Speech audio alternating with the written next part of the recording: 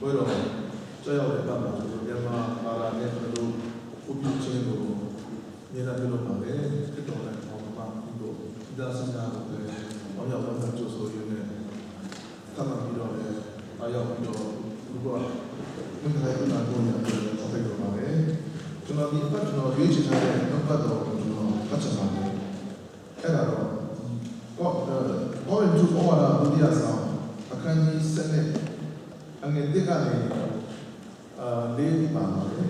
ကျွန်တော်အဓိကကျွန်တော်ကျမ်းချက်ကိုဖတ်ချင်တာကတော့ဂလာတိအခန်းကြီး1အငယ်6ဂလာတိအခန်းကြီး1အငယ်6ကနေဘုရားဖတ်ချင်ပါတယ်ခရစ်တော်၏ယေရှုအားဖြင့်တင်တို့ကိုခေါ်တော်မူသောသူနှင့်ဤမြတ်သောမြန်မြန်ခွာ၍တင်တို့သည်အခြားသောဧဝံဂေလိတရားကိုခံယူကြသောကြောင့်ငါ၏အမောခြင်းရှိငယ်6ထိုဧဝံဂေလိတရားသည်ဧဝံဂေလိတရားမဟုတ်တင်တို့ကိုနောက်ဆက်၍ခရစ်တော်၏ဧဝံဂေလိတရားကိုမောက်မှန်ခြင်းသောချုပ်ရှိကြအငယ်8ကိုဖတ်မယ်တော်တော်လည်းတင်တို့အားသာဟောပြောသောဧဝံဂေလိမှာပါအခြားသောဧဝံဂေလိတရားကိုငါတို့ဒီဟောပြောတော်မူသောကောင်းကင်ဘုံမှလာတော့ကောင်းကင်ဘုံမှာပြောတော်မူသောဟောတော်သူကြည်တော်မူခြင်းခံစေဖန်တော်တင်တို့ခံယူပြီးတော့ဧဝံဂေလိတရားမှာပါအခြားသောဧဝံဂေလိတရားကိုပစုံတယောက်တော်သူဟောပြောနေထိုသူဒီကြည်တော်မူခြင်းကိုခံစေလာတိခဏနာငေလေးနောက်ဆက်ဖတ်ရအောင်လာတိခဏနာငေလေးနာပညတ်တရားအားဖြင့်ဖြောင့်မတ်ရာလို့ရောက်ကြတော့တင်တို့ခရစ်တော်နဲ့ပေါ်လာ၍ဂျေဇုတရားနဲ့မပြီး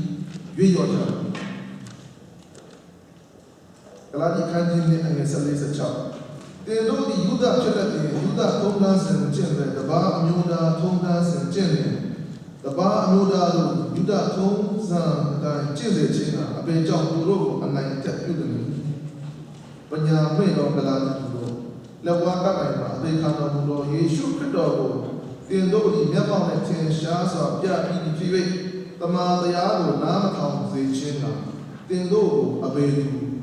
ပြုစားမည်ဤမြတ်တော်ပညာပေးတော်ဝိညာဉ်တော်ကိုအမိပြု၍လောက်ဆရှိပြီးမှဇာတိကိုအမိပြု၍ပြီးစေကြတော်အလားဒီတော့အမိတော်ဖြစ်ပါမယ်စကားပါဆိုကျေးဇူးရှင်ပါဗျာကိုရောရှင်ဖုတ်ကဖြစ်တော်တမန်တရားမဲ့သာကြမှာအစဦးကျေကိုကိုရောရှင်ဝိညာဉ်တော်အဖြစ်ဖို့ပြတဲ့နှလုံးသွင်းတဲ့ခါနဲ့သက်တာမှာသာသမီတို့ကြားနာဖြစ်ရပြီးတော့ဧဝံဂေလိတရားအမှန်တရားမှာဆက်လက်ပြီးတော့သစ္စာရှိဆိုတတ်ပြီးတော့ဝိညာဉ်တဲ့ခါတော်သူများနဲ့ဟိုဧဝံဂေလိတရားအဖြစ်သာသမီတို့ဘဝသက်တာမှာမင်္ဂလာရှိသောဘဝသက်တာနဲ့ကြောက်ဆုံးသောဝိညာဉ်များကိုလည်းကြည်တင်နိုင်တော့ဦးဒီတော့ယုံကြည်ခြင်းယုံတော်သူတော်သူများတင်းတော်ဖြစ်နိုင်ဖို့ရတဲ့ကိုယ်တော်ကိုပေးပါဒီကြားနာဒီတော့ပတ်တော်အားဖြင့်ကိုယ်တော်ဦးချင်းအားကိုတို့ချစ်တဲ့ကောင်းကြီးပေးပါဒီယေရှုခရစ်တော်နာမနဲ့ယုံလေးစွာပြီးဆုတောင်းဆက်အားနာပါပါဗျာအာမင်ကျွန်တော်တို့ဒီအမေရိကန်နိုင်ငံမှာအစာဆက်မှာအတူတူပဲရှိတယ်အစာအတူတူအခုတရုတ်ပြည်မှာကျွန်တော်တို့ဒီခက်ခက်တွေ့ရတယ်မြန်မာပြည်မှာရောက်နေတဲ့အစားအစာတွေများမှာဆေးဆိုးထားတဲ့အစားအစာတွေပါတယ်တချို့အစားအစာတွေစားမိရင်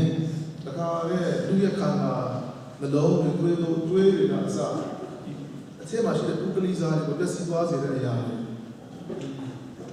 ဥမာနွားနို့ဆိုရင်လည်းဒီမပွဲမရမပါအပ်တဲ့ဒီဓာတ်တွေထားတယ်မယ်လင်းလို့ခေါ်တဲ့ဓာတ်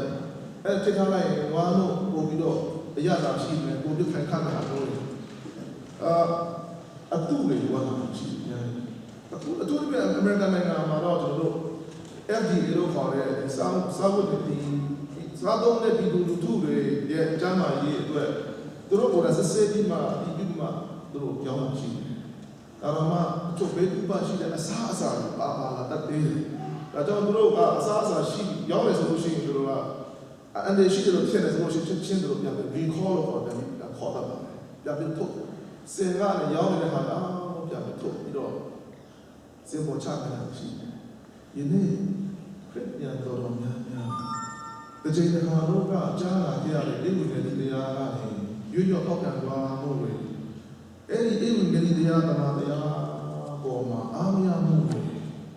ထပ်ပြီးတော့ထည့်ကျင်တာတွေတွင်းကျင်တာရှော့ကျင်တာညီမျိုးစုံတွေလောက်တာကျမ်းစာပြီးပြီးတယ်ဒါကကျမ်းစာကအချောင်းအိမ်ဝင်တွေလို့ခေါ်တယ်အချောင်းအိမ်ဝင်အနာရတော့ကောရင်တူပေါ်လာဒုတိယဆောင်ဒီ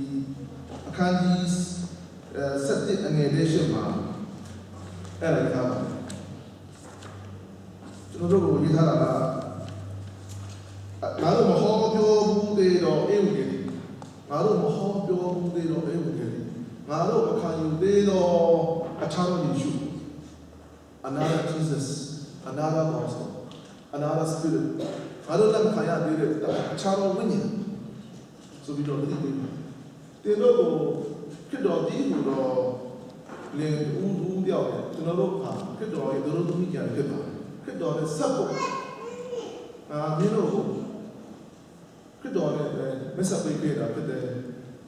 ဘာကြောင့်စိတ်တွေယိုယွင်းပြီးစိတ်ဆွေးမဲ့ယိုယွင်းပြီးတော့ဖြစ်တော်ကိုချစ်တဲ့စိတ်ကယိုယွင်းသွားရမှာဆိုတော့ရှင်ဘောလူကလည်းတတိထားပြီးတော့အမသာမှမျက်နှာဆိုရင်ဆိုတယ်ကိုယ့်ရဲ့သားသမီးတွေမဖွယ်မရမစားသုံးတင်တာစားပြီးတော့မခံယူတင်တာခံယူပြီးတော့ခန္ဓာမှာအစိတ်ကြီးတကယ်လို့ဝိညာဉ်ရေးရမှာအစိတ်ကြီးအများကြီးဆုံးရှုံးနေတာဒါကြောင့်ဂလာတိအကျင့်တို့တင်တာတွေကိုအကြည့်ပေးကဲတဲ့ချင်းဆိုတာယုံကြည်ခြင်းအပြင်ကျေးဇူးတော်ကြောင့်ရရှိတယ်ဆိုပြီးယုံကြည်လက်ခံပြီးတော့တပါးအမျိုးသားပြည်လက်မခံသေးတဲ့ဟာဖြစ်တော့အမြင်ရလာတဲ့ယူဒကျူးလို့ပြောတယ်ဝမ်းသာဆိုခံယူခဲ့ပြီးမှနောက်တစ်ခါငကိုမူလယူဒထုံးတန်းစင်လာတဲ့တည့်တရားနဲ့ကျင့်ပြီးမှသာလင်းအားတို့ဟာဘုရားရှိခိုးဖြောင်းမနိုင်တယ်ကျင့်နိုင်မှလုပ်နိုင်မှဆောင်းနိုင်မှဂိုင်းနိုင်မှချိုးချနိုင်မှချွေလာနိုင်မှထုတ်ပြီးနိုင်မှကျင့်နိုင်မှပေါ့မြောက်မှငါဟာလွတ်မြောက်နိုင်တယ်ဆိုတဲ့အယူအဆလက်ခံလာတဲ့ Judaism လို့ခေါ်တဲ့ယူဒထုံးတန်းစင်လာဒီ traditionalist လို့ခေါ်တဲ့ရှေးရိုးစင်လာကိုကန်ဆွဲပြီးတော့တွဲလာတဲ့စီယာမှုတော်ဆောင်ဝင်လာတဲ့အခါသူတို့ကခရစ်တော်ကိုယုံကြည်တဲ့ဧကင်ချင်းအပေါ်မှာထပ်ပြီးတော့လက်ခံလာတဲ့အစားထိုးမှုဒီကျွန်တော်တို့ဒီမောတွေမှာစနေတနေ့တွေမှာဆက်တော်ကျွတ်တယ်လို့အဲ့ဒီဆက်တော်သွားစားပြီးတဲ့အခါသဘောကျပြီးတော့ကျေးဇူးတော်ဆိုတဲ့ခရစ်တော်နဲ့ဧကင်ချင်းတရားနဲ့ဧဝံဂေလိတရားနဲ့ရွေ့လျော့သွားတာမှုတွေကိုတွေ့တဲ့အခါမှာရှင်ဘောလူကပြတ်ပြတ်သားသားအတိအကျသတိပေးတယ်ပြီးကျင့်ရဝန်ပေးတယ် declaration of the ကျင့်ရချက်ကိုပေးတယ်ငါတို့ဟောပြောသေးတော့ဧဝံဂေလိကောင်းကင်ကနေကောင်းကင်တမန်ကပဲခေါ်လာတယ်ကဘာပေါ်မှာအကောင်းဆုံးဘေးသူဘေးဆရာပဲခေါ်နေတယ်လူတွေဘလောက်ပဲချစ်ဘလောက်ပဲတက်ခါဘလောက်ပဲကြောကြနေတယ်အဲ့ဒီကောင်းကင်တမန်ကကောင်းကင်တမန်မင်းကစင်ပြီးဟောလာတာဘုရားကဖွင့်ပြတယ်တမန်တရားဧဝံဂေလိကိုဟောတယ်ဆိုလို့ရှိရင်အဲ့ဒီပေါ်မှာတည်ခြင်းရှိတယ်အာမင်ပါရှိတယ် let him be a curse တည်ခြင်းခံပါစေဆိုပြီးတော့ရှင်ပေါလုကပြောပြီးတော့ကဂျေစုတရားကလည်းရွေ့လျော့သွားပြီမတည်တော့ဘူးရွေ့လျော့သွားပြီဘာကြောင့်တဘာအနောသာထုံးတန်းစင်တာတိုင်ကျင့်ရတာလေအနာအထက်ပြန်ပြီးကျင့်ကြံဖို့ဒါတော့လုပ်ဖို့ပြန်ပြီးတော့ကျင့်ကြံစေချင်တာလေဒီလိုတေဒီခါစားဆောက်ပြီးခါစားယုံကြည်ခြင်းကလည်းဇာတိကိုအမြင်ပြုပြီးတော့ပြန်ပြီးစီးစေတာကျေးဇူးတော်နဲ့စယုံကြည်ခြင်းနဲ့ကျေးဇူးတော်ကြောင့်ဖြစ်တော့ကိုရရှိပြီးတော့ကေတင်ခြင်းကိုရဓမ္မတရားကိုသိတာလေခါထပ်ပြီးတော့ကျေးဇူးတရားအစာကျင့်စဉ်လုံဆောင်နိုင်မှုတွေခံစားနိုင်မှုတွေအမျိုးမျိုးသောအတွေ့အခေါ်ယူပါယုံဆင်ခြင်မှုတွေနဲ့ခံစားမှုတွေကိုအခြေပြုပြီးတော့ထည့်လာတဲ့အခါဒါဟာဓမ္မတရားစမဟုတ်ဘူးဒါကနေဒါတွေကိုစတင်တဲ့အခါမှာဇာတိကိုအမြင်ပြုပြီးတော့ပြန်ပြီးစီးစေတော့မှာလားဒါဆိုရင်တတိယပါဆိုပြီးတော့ရှင်ဘောလူက one after another တစ်ခုပြီးတစ်ခုဒီကလာတိ ဘောဝါဒစာမှာဒီကြီးတော့ပြတာဆိုတော့နံပါတ်1ကျွန်တော်တို့ကြားနာရတဲ့ဧဝံဂေလိတရားကိုနောက်ထပ်ဘယ်လိုကြားနာရတယ်ဆိုတော့ယုံကြည်ကြတော့ဟုတ်ပြီထပ်ပြီးကျင့်ရအောင်ဆိုရဲဧဝံဂေလိတရားဝန်လာတဲ့ the new gospel ပေါ်တယ်ယူဒယူလုံးယုံကြည်သူခရိယန်ဖြစ်လာတဲ့အခါသူတို့ဟာဂျူဒိုင်ဇမ်လို့ခေါ်တဲ့ယူဒထုံးတမ်းစင်လာကိုလက်ခံပြီးတော့ကြောက်ရောက်လာမဲ့တိုးတယ်ကလေးဒီလိုခင်ယေရှုကိုသူတို့ကမျောလင်းရင်ကြိုးတင်မျောလင်းရင်းနဲ့သူတို့ကယုံကြည်ဖြစ်တော့ကြွလာဖြစ်တော့တကယ်ကြွလာတယ်ဆိုတာကိုသူတို့လက်မောင်းမိနီးမောင်းထိုးပြတယ်ပေသီကိုခေါ်တဲ့အခါမှာလူ3,000 5,000ရောက်နေတာအဲ့မှာယေရုရှလင်မြို့မှာရှိတဲ့တင်းတော်ကောရိန္သုမှာရှိတဲ့တင်းတော်ကောလောဘဲမှာရှိတဲ့တင်းတော်ဖြစ်လာတယ်ဂလာတိတင်းတော်ဖြစ်လာတယ်ဆိုတော့အဲ့ဒီအပေါ်တွေကခရစ်တော်ရဲ့ကျေးဇူးတရားနဲ့ကယ်တင်ခြင်းကိုရပြီးတော့ဝန်းမြဝန်းသာဝပြုနေတဲ့နေရာမှာဒီယူဒထုံးတမ်းစင်လာနဲ့ရှေယိုးစင်လာနဲ့တွားပြလာပြီးတော့မင်းတို့ယေရှုကိုလက်ခံရမပြီးသေးဘူးထပ်ပြီးတော့ပါလားကြည့်အောင်မောရှေရဲ့ပြည့်ချက်ကိုပြန်ကြည့်အောင်ဥမာဆိုရေဖြားသီးတာတော့ဒါကြည့်ရဒါပြန်လုပ်ရမယ်ဆိုတဲ့အခါမှာအဲ့မှာပါလေအဲ့ဒီယုံကြည်သူလူထုတွေမှာတင်းတော်ကွဲပြားတယ်အုပ်စုတွေပါလာတဲ့အခါမှာတမန်တော်တွေစုဝေးပြီးတော့အဲ့ဒီဆုံးဖြတ်ချက်ကိုဆုံးဖြတ်တယ်ကျေးဇူးတော်အားဖြင့်ပဲခရစ်တော်ဟာပညတ်တရားရဲ့အချုပ်ဖြစ်တယ်ပညတ်တရားရဲ့အားလုံးကိုမကျင့်နိုင်တဲ့ဟာကျွန်တော်တို့ကျမ်းစာမှာပညတ်တရားတွေပါတရားကျင့်ပါဒါပြုလုပ်ပါဆိုတော့ပညတ်တော်စေပါတွေကအစပညတ်တရားတွေအားလုံးဟာတကယ်တော့ဘာနဲ့တူလဲဆိုတော့ကျွန်တော်တို့ကိုတတ်မှတ်ရတဲ့ Israel ကျွန်တော်တို့အတင်းဒီအခု excellent ဖြစ်တော့ဆေးရောက်လာပြီသူ့ကိုပြီးတော့ခေါ်တယ် CD scan လို့ခေါ်တယ်ခါခန္ဓာကိုယ်တစ်ခုလုံးမှာထည့်ပြီးတော့ပါတယ်အဲ့လိုမျိုး line ကိုလိုထဲမှာထည့်လိုက်တယ်ပြီးရင်ရိုက်ခန္ဓာကိုယ်တစ်ခုလုံးအတွင်းအပြည့်အကုန်လုံးမြင်ရတယ် CD scan လို့ခေါ်တယ်အဲ့မှာဘယ်မှာကျိုးနေလဲဘာဖြစ်နေလဲဘာသလုံးဘာဖြစ်နေလဲမြင်ရတယ်ဒီကျွန်တော်တို့ရဲ့နေ့စဉ်အသက်တာမှာရုပ်ကျွန်တော်တို့မှာပေါ်ပြထားတဲ့ပညတ်တော်စေပါကအစကြားစာကနေပေါ်ပြကျင့်စဉ်ကျင့်ဖို့ကျင့်ကြံတရားဥပဒေတွေကဘုရားရှင်ရဲ့သားတော်ခင်ယေရှုခရစ်တော်ကဖောက်ဖျက်ဖို့မဟုတ်ဘဲနဲ့ပြည့်စုံစေဖို့ပဲကြောက်ရပါတယ်ဆိုတာကဟာဒီမှာယုံကြည်တော်သူအပေါင်းတို့ဖြောင်းမှတ်ပြီးတော့ပညတ်တရားကြီးခရစ်တော်နဲ့ဆုံးဖြတ်ခြင်းရှိတယ် Jesus is the end of the law ကျင့်စဉ်တဲ့အားလုံးရဲ့ကျင့်ခြင်းတစ်ခုထဲမှာခရစ်တော်ယေရှုအားဖြင့်ကျွန်တော်တို့မကျင့်နိုင်တဲ့ဟာတွေအားလုံးကျွန်တော်တို့ရဲ့အားနည်းချက်ကိုထောက်ပြနေတဲ့တမန်ချက်တရားတွေဥပဒေပညာချက်တွေကကျိုးတော်နဲ့ဖောက်ဖျက်တိုင်းကျွန်တော်တို့မှာအပြစ်ရှိတယ်ဆိုတာကိုဖော်ပြပေးနေတယ်ဓမ္မကတော့ဓမ္မရိုက်ပေးနေတယ် CD scan ကရိုက်ပေးနေတယ်ဒါပေမဲ့ကုသပေးနေတယ်ကုသပေးနေတဲ့ physician ဆရာကယောဂဆရာကိုဖြစ်မလားဒလုံးဆရာကိုဖြစ်မလားစပို့ပေးရတယ်ဒါညို့ပေးရတယ်ဒါကြောင့်ကျမ်းစာထဲမှာဂလာတိခန်းကြီး24-25ယုံကြည်ခြင်းတရားမရောက်ဘူးငါတို့ဒီယုံကြည်ခြင်းအဖြစ်ဖြောင့်မရတဲ့ရောက်စေခြင်းကဘယ်ပညတ်တရားတွေငါခါရခရစ်တော်ထံသို့ငါတို့ကိုပို့ဆောင်တော့ငါတို့ရဲ့အထင်ကြီးတယ်ကလေးထိတ်လို့ကလေးထိတ်လို့ထိတ်တော့ခေါ်ပါဘူးဒီပညတ်တရားတွေကျွန်တော်မပြည့်စုံဘူးကျွန်တော်ဘာအားနည်းချက်ရှိတယ်ကျွန်တော်မကြင်ကြနိုင်တဲ့ဟာတွေအားနည်းချက်တွေအားလုံးကိုပေါ်ပြပြီးတော့ဘုရားရှိခိုးမှာအတ္တတွေပြတ်တယ် traffic light red light ကိုကြော်ပိုင်းစပေးရတယ်ပြောစကားပြောရတယ်ဟုတ်လားဘုရားရဲ့ပြည့်ချက်ကိုကျွတ်လို့နိုင် red flag ဘုရားရှိခိုးမှာတတော့ဌာနချင်းအလေးမရှိဘုရားရှိခိုးမှာအတ္တတွေပြတ်ပြီးတော့ကျွန်တော်တို့ဟာအပြစ်ကိုကျင့်တယ်ဖြစ်တယ်ဆိုတော့ဘောမခန်းကြီး3တောက်လျှောက်ခန်းစားဆိုတော့ဒါတွေအားလုံးကိုခရစ်တော်ယေရှုဒီကိုတော့ပညတ်တရားရဲ့အချုပ်ငါဒီပညတ်တရားများကိုပြည့်စုံစေခြင်းကလာတယ်ခရစ်တော်အားဖြင့်ကျွန်တော်တို့အားလုံးဘုရားရှိမောင်းပါဘုရားရဲ့ဥပဒေတမန်ချက်တွေကိုကျိုးတော်ခဲ့တော်ဘုရားရဲ့သားတော်ခင်ယေရှုခရစ်တော်ဒီကိုတော့ ပညာတရားရဲ့အချုပ်အားဖြင့်လက်ခံယူတဲ့အခါမှာကျွန်တော်တို့ဟာဖြောင့်မတ်ခြင်းကိုရတယ်ဆိုတာပါပဲဒါကြောင့်ခရစ်တော်အားဖြင့်အဘယ်သူကပညာတရားအားဖြင့်ဖြောင့်မတ်ရလို့မရောက်နိုင်ထင်ရှားပါလေတဲ့ဂလာတိ3:3မှာတစ်ပိုင်နဲ့ဆွဲထားခြင်းခံရတော့သူတိုင်းကျင့်ခြင်းခံတော့ဖြစ်ပြီးကျမ်းစာလာနဲ့ဒါတော့ပညာတရားကိုကျိုးတော်မိတာTexas မှာလူတက်တယ်တော်ဆိုးရတယ်ဆိုလို့ရှိရင် Huntsville Texas မှာ capital punishment တွေ Texas မှာအဲ့မှာတခါရဲဒါကျင့်ချင်းခံရပြီတခါရဲဥပဒေပုံမှန်နဲ့သူတို့စီရင်လိုက်ပြီဆိုလို့ရှိရင်နောက်ဆုံးမှာဂါဗနာကမထိုးရတာနောက်ဆုံးမှာပြည်တာလာ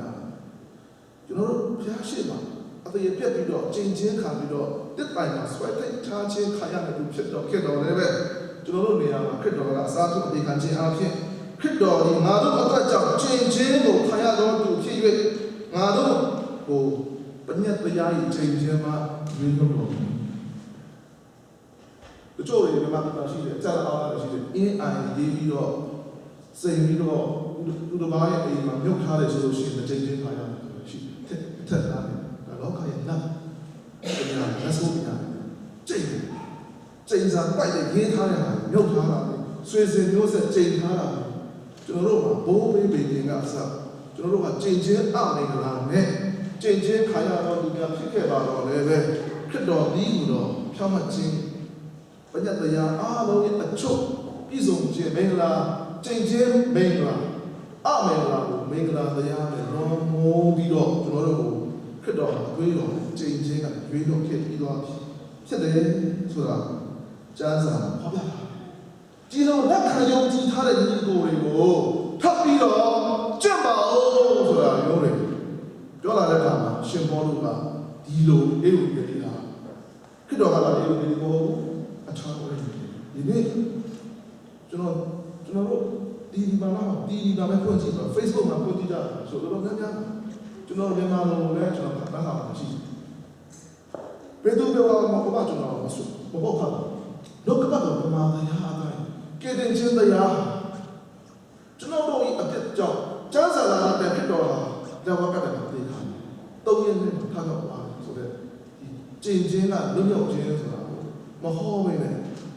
ထပ်ပြီးတော့ပညာတရားကိုလွတ်မြောက်သွားတဲ့တပါးအလို့ကခရိယာညီကိုများကိုယူဒလူညီကိုတွေက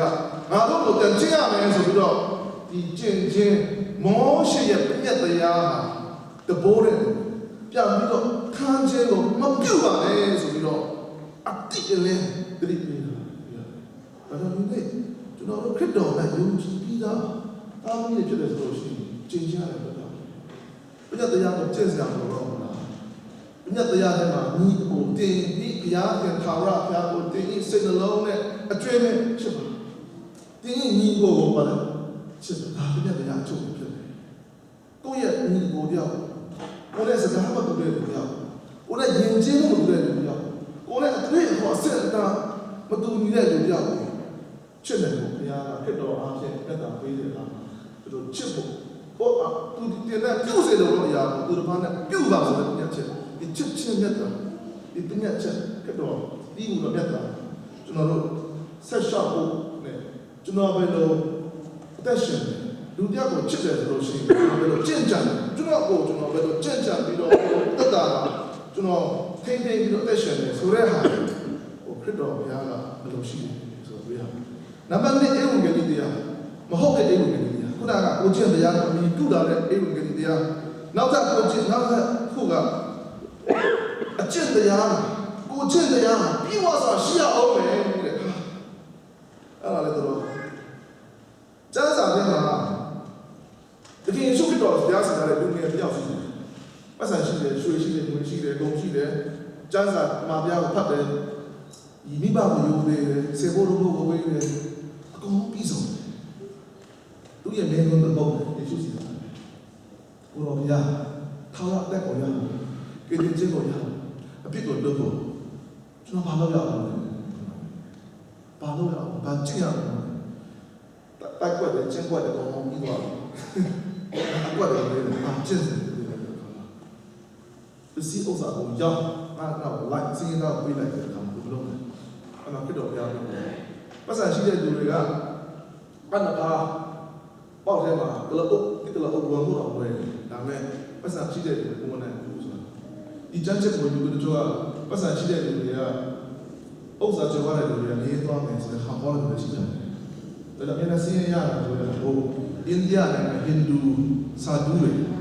အင်ဂျီနော်ဘောဟာလာလန်ကွန်တီနဲ့သူတို့နောက်ဆုံးမှာကြုံလာစားကြုံတဲ့နေမှာအိတ်ချိုးချကျွေးတာပြင်းထန်ဆုံးကျက်တဲ့ကျက်စင်မျိုးတွေဒီနေ့ခရီးရတယ်မလားဆိုတော့ဒီမှာကိုခန္ဓာကိုကျင့်တရားပြီးွားဖို့အတွက်လောကလုံးရအောင်မယ်ဆိုတဲ့ဟာခရစ်တော်ယေရှုဘုရားရှင်ကပြောတယ်ဆိုတော့လူတိုင်းမှာကိုကျင့်တရားရှိဖို့ဘုရားကအလိုရှိတယ်ဒါနဲ့ကျွန်တော်တို့ရဲ့ကိုကျင့်တရားဘုရားလက်ခံနိုင်လားဘုရားနဲ့ကျွန်တော်တို့အလေးအလေးလုပ်ရအောင်အဲကျွန်တော်ထောင်ရတက်ကြရဖို့ကျွန်တော်ဒါအပေးမယ်တချို့ကထင်တယ်ကျွန်တော်ကမိကောင်းဖခင်သားသမီးခင်ဗျတဲ့ကောင်းစီးတဲ့ကောင်းမိဘကိုကျွေးမွေးချမ်းသာတဲ့လူပြောမိဘကိုလည်းချမ်းကျွေးမွေးတဲ့လူပြောစင်ရသားတွေလည်းစော်ကားမဟုတ်ဆုံးမတွေလည်းစော်ကားမိဘမဲ့တွေလည်းကျွန်တော်ဘုခါဘူးဒါကြောင့်ဘုရားရှင်ကျွန်တော်ဘုရားရှင်ရဲ့ရှေ့မှောက်မှာဒီလိုမျိုးကျေးဇူးမင်္ဂလာခံယူလို့ဖို့အတွက်ကျွန်တော်ထိုက်တာဆိုတဲ့ခံယူချက်တွေရှိတယ်ဒီခံယူချက်ကယနေ့ဒီမှာဘုရားရှင်မှာလူတိုင်းဟာကျွန်တော်တို့ရဲ့ဖြောင့်မတ်ခြင်းကိုယ်လိုဒီတာဟာဘုရားရှင်မှာညစ်ညူးတော့အခုနဲ့တူတယ်ဆိုတာဒီရှာ60တိ6နောက်တစ်ခါကျွန်တော်တို့ဟာဘုရားရဲ့ရှေ့မှာဒီကောင်းတဲ့လူတွေဘိုးမွားဒီကောင်းတဲ့လူအိုးလာမှာတော့မှအလင်းရှိဘူးဆိုတာအိုးမြင်နေတာလာလို့ပဲအေးချလိုက်တာတကယ်တော့လာကပါကြီးကအေးချမှာဘူးအမောင်မရှိကြောက်တော့လည်းရှိမင်းကြီးမညာနေနေလည်းရှိဒီနေ့ဘုရားရှိမှကျွန်တော်တို့ကဖြောင့်မတ်ခြင်းမရှိဘူးကျွန်တော်တို့ရဲ့ကိုယ်ကျင့်တရားမပြီးွားဒီအတွက်ကြောင့်ဘုရားရှင်ကခရစ်တော်ရဲ့ဖြောင့်မတ်ခြင်းကိုအစားထိုးပြီးတော့နေနေတယ်ခရစ်တော်ရဲ့ကျွန်တော်ကိုမြင်တဲ့အခါမှာဘုရားကတနာတယ်ခရစ်တော်အားဖြင့်ခရစ်တော်ရဲ့ဖြောင့်မတ်ခြင်းကိုကျွန်တော်အထက်မှာကိုယ့်အကိုပေးလိုက်တာဖြစ်တယ်ဘုရားကကိုယ့်ကိုပေးလိုက်ကောင်းကိုဖြောင့်မတ်ခြင်းကိုပေးလိုက်ဒါကြောင့်သာသာထဲမှာယာဘိတ်စကိုရှုမှာထိုမိမပြီးတဲ့စင်ကြယ်ပြောင်းလဲတော့ပိတ်ချောကိုဝတ်ဆင်ရတော့အခွင့်ကိုရ၏ထိုပိတ်ချောမော်တာတန်ရှင်းသူတို့ရဲ့ဖြောင့်မတ်ခြင်းဒီနေ့ခရစ်တော်ယေရှုဘုရားအားဖြင့်ခရစ်တော်ယေရှုဘုရားရဲ့အသေးခံခြင်းအသွေးသွန်းလောင်းခြင်းနဲ့ခရစ်တော်ဘုရားကိုယုံကြည်လက်ခံလာတဲ့အခါဘုရားရှင်ကကျွန်တော်တို့ကိုစုပေးတာကိုယ်ကိုပေးတာကိုယ်ကိုမြောက်တာလက်ခံတာဘုရားရှင်မှာခရစ်တော်ရဲ့တန်ရှင်းခြင်းအသွေးတော်ရဲ့အားဖြင့်ကျွန်တော်တို့ကိုလွှမ်းကြုံတဲ့အခါတန်ရှင်းတော်ပိတ်ကျူကျော်လို့ခေါ်တယ်။ဖြောင့်မတ်ခြင်းကိုဝတ်ဆင်ရတယ်။ဘုရားကကျွန်တော်တို့ဘယ်လိုလုပ်နေလဲဆိုတော့လက်ပြလာဆင်းလို့ပြောတော့အပြစ်သားဖြစ်တော်လည်းပဲခရစ်တော်ရဲ့အသွေးပဲကျွန်တော်ခင်ဗျားမပြောအပြစ်ကိုခရစ်တော်ပဲအဲကြောင့်လာကြတရားစီရင်ကြတယ်တင်တော့ဒီအပြစ်တွေညီတော့အဆင်းရှိတော့တော့ပလာလို့ညီတော့လေနင်းပွင့်ကြတော့ဖြူစင်စင်လေးဆိုပြီးတော့ခရစ်တော်ယေရှုပြလက်ဝါးကပ်လိုက်ကျွန်တော်တို့အတွက်တရားစီရင်ခြင်းခံပြီးတော့ကျွန်တော်တို့အစားထိုးပြီးတော့ဖြောင့်မတ်ခြင်းကိုပေးတဲ့အတွက်ကြောင့်ကျွန်တော်တို့ဟာအလေးလိုက်တော့တာရှင်တော်တို့ရဲ့အမွေကိုဆက်ဆံဝန်စားထိုက်ပါတဲ့အကြောင်းဘယ်သူမှမထိုက်ခရစ်တော်ဘုရားရှင်ခရစ်တော်အားဖြင့်ခရစ်တော်ဖြောင့်မတ်ခြင်းအားဖြင့်ကျွန်တော်တို့ကိုမပေးထောက်မပေးကျေးဇူးပြုတယ်ဆိုတာဒါကျွန်တော်တို့ကျေးဇူးတော်ဖြစ်တယ်ဒါကြောင့်အဲ့ဖက်နဲ့ရှစ်တယ်အောင်သိတယ်ယုံကြည်တော်အားဖြင့်ကျေးဇူးတော်ကြောင့်ကကေရင်ချင်းရောက်ရတယ်ကိုယ်အလိုနဲ့ရောက်ပြီးမဟုတ်ဘူးကိုယ်အလိုနဲ့ရောက်ပြီးမဟုတ်ဘူးဘုရားကတနာတော်နဲ့ဖြစ်တယ်ကိုယ်တို့ကြောင့်မဟုတ်ဘူးထို့ကြောင့်အဘယ်သူမှဝါကြွားစရာမရှိတောင်းလို့အကျင့်ကိုကျင့်ရမယ်အကြောင်းတဲ့ယေရှုခရစ်နဲ့ပြုပြင်ဖန်ဆင်းတာဆိုတာဒီနေ့ကျွန်တော်တို့ကဘုရားကရွှွန့်တဲ့က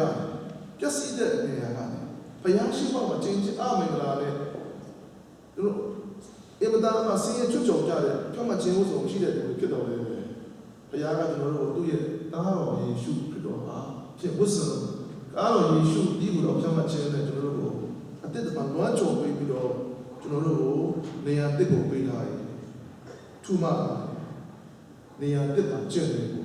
တောင်းတော့အမှုနဲ့ကျင့်တယ်ကိုဖြစ်တယ်တောင်းတော့အမှုကိုကျင့်ပြီးတော့ကေတင်ချင်းတိုင်ရဖို့ထိုးစားနေတာမဟုတ်ဘဲနဲ့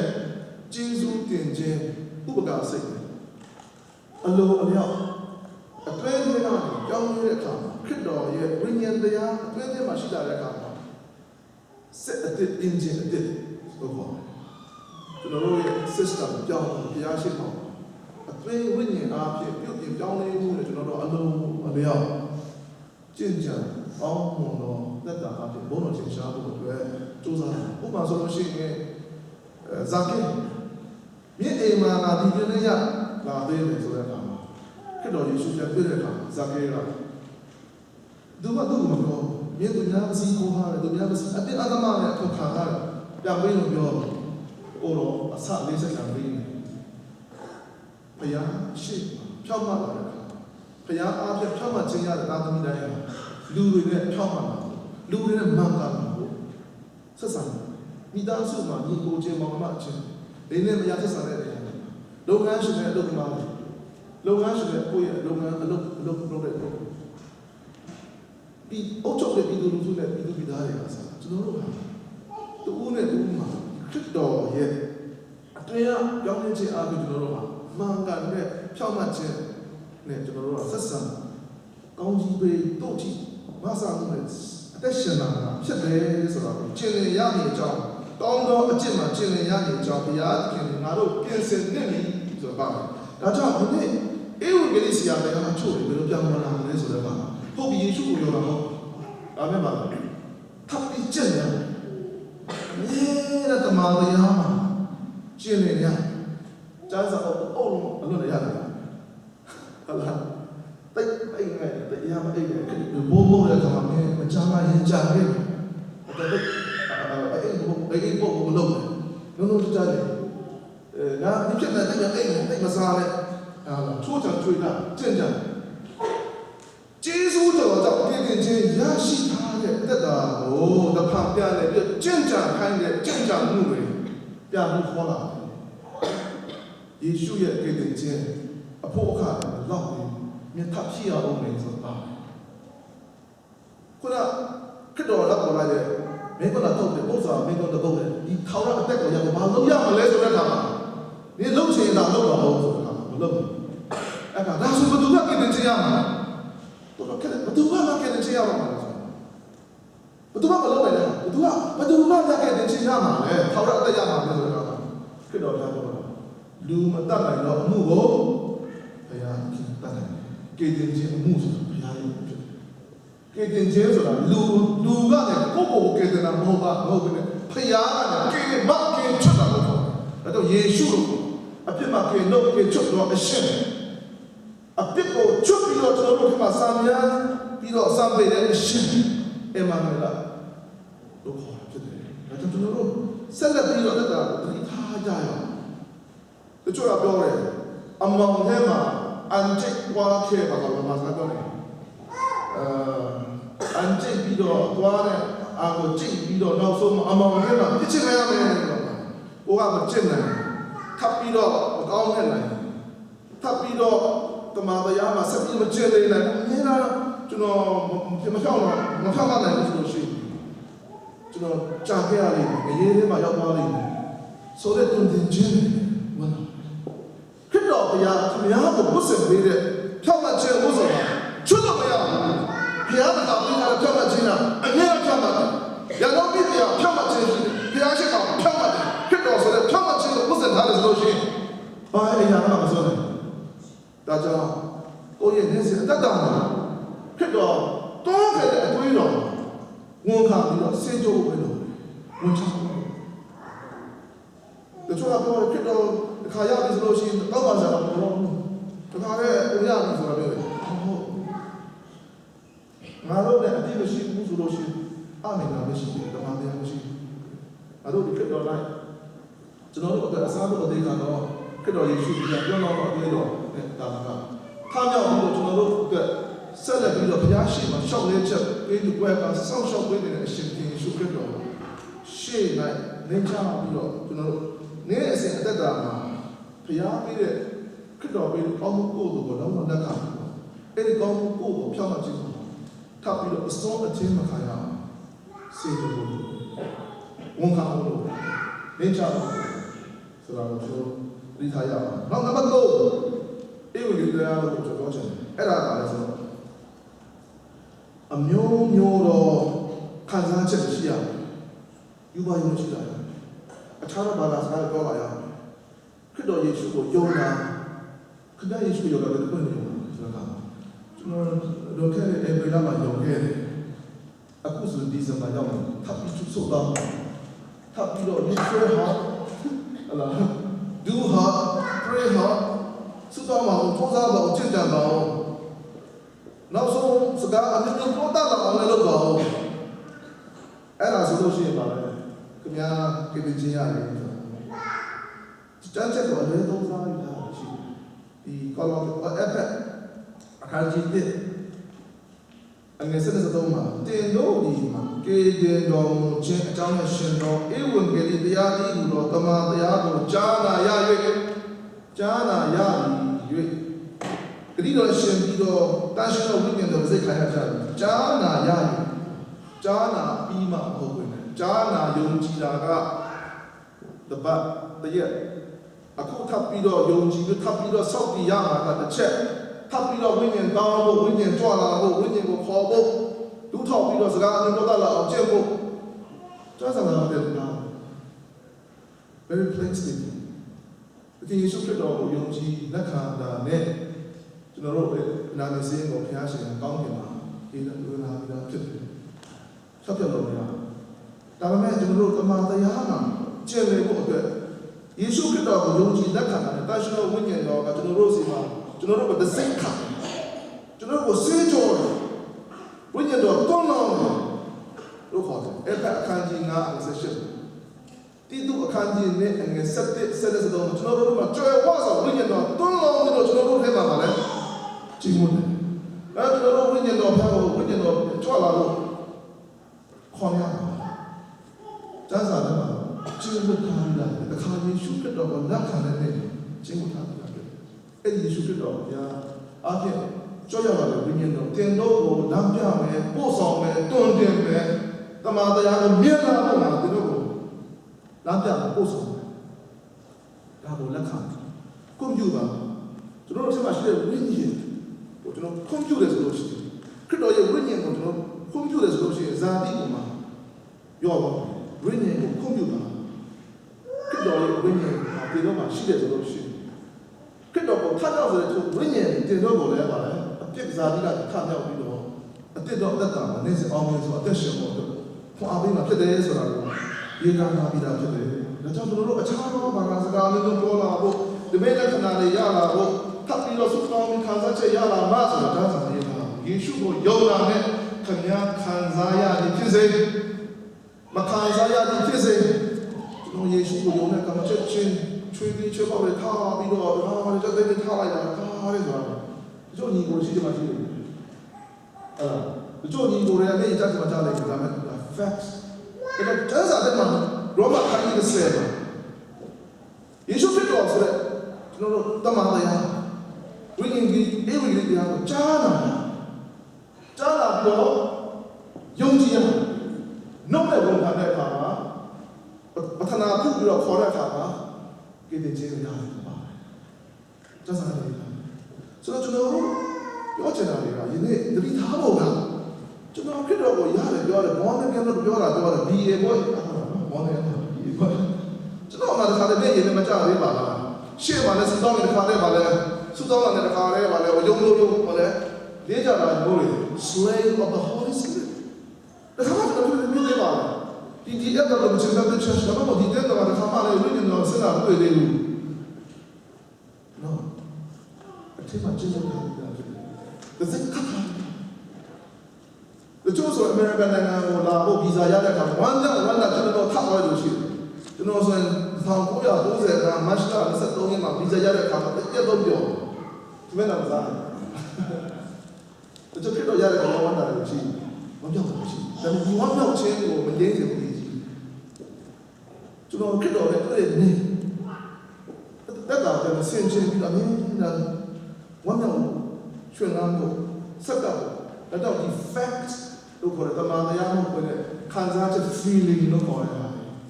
ဟိုမှာထပ်ပြီးတော့တွင်းလာတဲ့အခါဖြည်းဖြည်းနဲ့မှလည်းရွေးရောပါ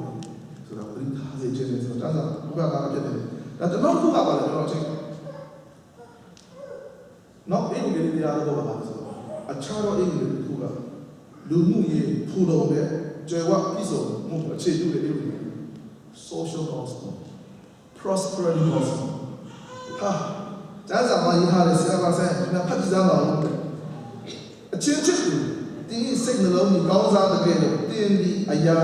၌ကောင်းစားခြင်းနဲ့ကြာမှခြင်းရှိနေအကြောင်းငါဆုတောင်းကြမ်းချက်ပါအဲ့လိုရေးထားတော့ငါဘယ်တော့မှမဖျားရဘူးဘယ်တော့မှမနာရဘူးဖျားကငါ့ကိုဖျားတာလို့စင်ရေဖို့ပေးချက်သူခေချက်ဘုမပြုမီလင်နာဖြစ်ဖို့ပဲဖျားအလိုရှိတယ်ဒါကျမ်းစာတော်ရေးထားနောက်ဆုံးပါရတဲ့ဒီတမန်တရားနဲ့ကျင့်နေသည့်အတိုင်းတင်၌ရှိသောတမန်တရား၏အကြောင်းကိုညီအကိုတို့လာရတဲ့ခံသောအခါငါအလိုဝမ်းမြောက်ခြင်းရှိငါသားသမီးတွေကျွန်တော်တို့မိဘတွေကျွန်တော်တို့ဟိုဝမ်းမြောက်တာမျှော်လင့်တာပါလို့ဆိုပတ်စံများချမ်းသာမင်းကြည်အောင်နေတာထက်ဘုရားတရားကတော်နဲ့ဝမ်းမြောက်ဝမ်းသာတမန်တရားမှာချမ်းသာကြီးပြင်းလာလို့ပြောချင်တယ်လောကရဲ့ရွှေတဲ့ဥစ္စာဆိုတာတက်တာတက်စားတဲ့တဘာဝဆိုတာဟာရကျွေဝပြည့်စုံတဲ့အမွေဥစ္စာကောင်းချီးမင်္ဂလာဘုရားကနံပါတ်1ဦးစားပေးတယ်ခရစ်တော်ယေရှုဘုရား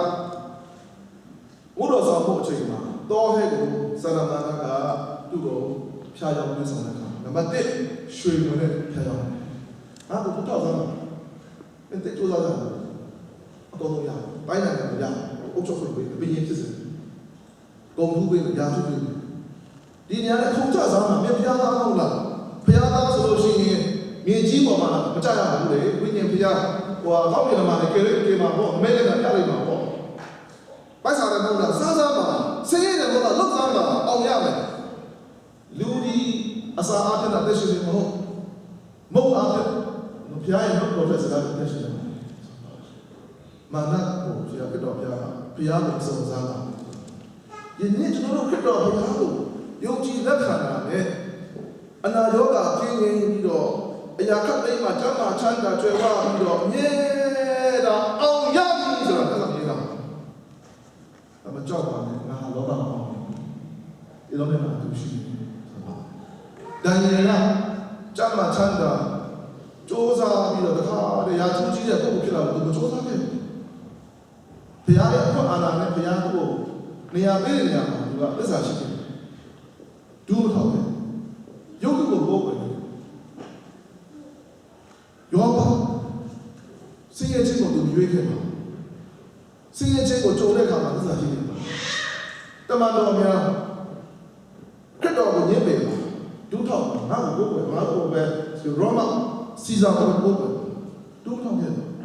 သူတို့ကျမ်းမာတယ်ဖြစ်စေချမ်းသာတယ်ဖြစ်စေစင်ရဲ့တယ်ဖြစ်စေငါ့ကိုဖြစ်စေနီးမျိုးစုံတော့ခက်ခဲမှုပဲကြုံနေပါစေကျွန်တော်တို့သစ္စာရှိစွာနဲ့တက်တာကိုစက္ကပ်ဖို့ဘုရားရှင်ကအလိုရှိတယ်။ဒါကြောင့်ကျွန်တော်ဒီကောင်မများကိတင်ချင်းမှုကဘုရားရဲ့မှုကိုဖြစ်ပါလေ။ဘုရားရှင်ရဲ့တားတော်မြတ်ခင်ယေရှုခရစ်တော်ဘုရားရဲ့ပေးဆက်မှုအဖို့အခါဟာလုံးဝဥတုံပြီးစီးပြီးတာပေါက်တော့ပြီးတာဖြစ်ပါလေ။ထပ်ဖြစ်ရလို့တော့ကောလောဘဲခန်းကြီးနဲ့တစ်စက်ပါ။တင်တို့ခေါ်တဲ့ခင်နဲ့ပြီးဆုံးလို့ရှိတယ်။လောကငွေရွှေကိုဒီလိုတော့ဝိညာဉ်ရေးရဘုရားရဲ့သားသမီးတွေဖျားရှင်းပါပြီးဆုံးဒီနေ့ရွှေမရှိလို့ငွေမရှိလို့ဘုရားမချမ်းသာပေးတာမဟုတ်မကြားပါဘူးဘုရားကောင်းကြီးပေးတာမဟုတ်ဒါကျွန်တော်တို့ကြားစာထဲမှာမြင်ဖို့ကျွန်တော်တို့ခရစ်တော်ယေရှုဘုရားကိုခေါ်ဖိတ်ဖို့လိုပါတယ်ခရစ်တော်ဘုရားကကျွန်တော်တို့ကိုလောက်ဆောင်ပေးဖို့စောင့်မမှုကိုအမြဲတမ်းယုံဖို့လိုပါတယ်ဘုရားရှင်ရဲ့သားနိစ္စဘာဝတည်တဲ့ယေဘရဟိမြင်းကအကျဉ်းသူကြီးတဲ့ဘုရားခင်အခါတော်မှာယေရှုအားဖြင့်ချင်းကထိုသူတို့၏အမှုကိုကယ်တင်တော်မူဖို့ရန်သူတို့ကိုအစဉ်ကယ်တင်ခြင်းကတတ်နိုင်တော်မူစိတ်ချပါဘုရားရဲ့အမှုကယ်တင်ခြင်းပေါက်မြောက်ပြီးစီးသွားခရစ်တော်ယေရှုအားဖြင့်ခါရတဲ့ဖတ်ဖလားကျေးဇူးတော်ကယ်တင်ခြင်းတာကမင်္ဂလာအပေါင်းစုံရဲ့အစဥဒကချက်ပဲဖြစ်ပါတယ်ခရစ်တော်ယေရှုအားဖြင့်မင်္ဂလာရှိတဲ့ဘဝတတ်တာဆိုတာဝိညာဉ်ရေးမှာကောင်းစားပြီးလို့ ကြာရောက်နေရဘဝကန္တအတိအမှာဘေးနေရဘေးတော့စင်းရဲပါစေငတ်မပါစေသစ္စာရှိတဲ့ဘုရားရဲ့အရေးပေါ်တဲ့ကြာရကန္တမနွမ်းစံဘုံတော်ထင်ရှားဖို့အတွက်အသက်ကိုစွန့်ရည်တဲ့ဘုရားရှင်ကိုစက္ကန့်တဲ့ဖြစ်ပါဘုရားရှင်တော်ရှိတော့ကျမ်းမာခြင်းချမ်းသာခြင်းပေးရင် praise the Lord ကျမ်းမာချမ်းသာခြင်းကိုမပေးရင်ဘုရားကိုချီးမွမ်းဖို့ဒါကျွန်တော်တို့စုမကောင်းတော့မယုံကြည်တော့ပြောတာမဟုတ်ကျွန်တော်တို့ဘုရားရဲ့နောက်ကိုလိုက်ရဆိုတဲ့နေရာမှာအမြဲတမ်းကျမ်းမာချမ်းသာအောင်မြင်စွာကြော်ကြားပြီးတော့လုပ်ရမှာဘုရားပဲဒီကတဲ့ချင်းရဖို့အတွက်ထပ်ပြီးကြိုးစားရမယ်ဆိုတာမျိုးတွေထပ်ပြီးလုပ်ရမယ်လို့မဟုတ်ဘူးရရှိပြီးတာတမာတရားမှာကျွန်တော်တို့သစ္စာရှိစွာဆွေးနွေးစွာရရှိပေါ်တော်မူသောနေ့ဒီသစ္စာရှိစွာနဲ့စောင့်မျှော်ဖို့အသက်ရှင်ဖို့ဖြစ်တယ်ကိုတော်ပြလာမယ့်အချိန်ကိုမျှော်လင့်ဆောင်စားရင်မျှော်လင့်တော်သူတို့ဟာကိုတော်တန်ရှင်းတော်မူသည်သူကိုကိုတန်ရှင်းစေတယ်ဒါကြောင့်တက်တာဆက်လက်ပြီးတော့စောင့်ရှောက်ပြီးတော့ကျွန်တော်ကြားနာရတယ်အေဝံဂေလိတရားတမန်တရားသစ္စာရှိစွာယက်တင်ကြရအောင်လို့ကျွန်တော်လုပ်ပါတော့